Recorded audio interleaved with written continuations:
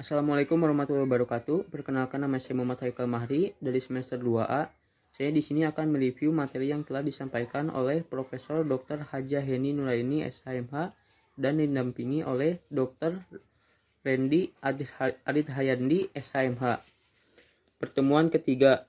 Menurut Profesor Moljatno, hukum pidana material mempunyai 3 ruang lingkup. 1.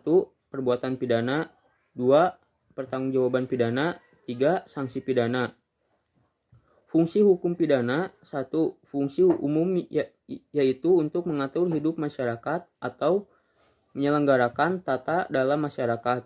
2. Fungsi khusus yaitu untuk melindungi kepentingan hukum terhadap perbuatan yang memperkosanya dengan memberikan sanksi yang sifatnya lebih tajam dibandingkan dengan sanksi dari cabang hukum yang lainnya atau preventif atau pencegahan.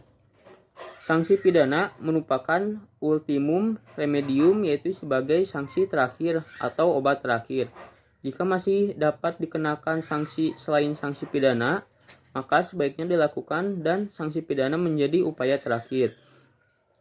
Sanksi pidana sebagai pedang bermata dua, yang bermakna bahwa hukum atau sanksi pidana bertujuan untuk melindungi kepentingan hukum.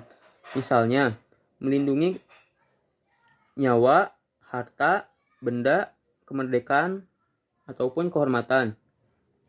Namun, jika menjadi pelanggaran terhadap larangan dan perintahnya, justru mengenakan perlukaan atau menyakiti kepentingan benda hukum si pelanggar.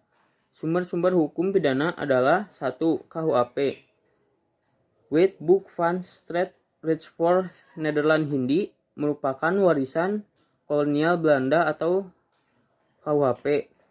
WVS ini isinya sebagian itu berasal dari WVS negeri Belanda. WVS ini yang berlaku di Hindia Belanda sejak 1 Januari 1918. Tetapi tidak semua yang ada di WVS ini sama dengan WVS Belanda. WVS Belanda sendiri berasal dari kode penal Prancis. Karena Prancis menjajah Belanda, maka Belanda memakai kode penal yang disebut WVS Wetboek van Strafrecht.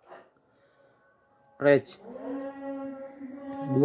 Peraturan lain di luar KUHP seperti Undang-Undang Narkotika, Undang-Undang Tipikor. 3. Memori penjelasan KUHP, Mario van Toetslaan.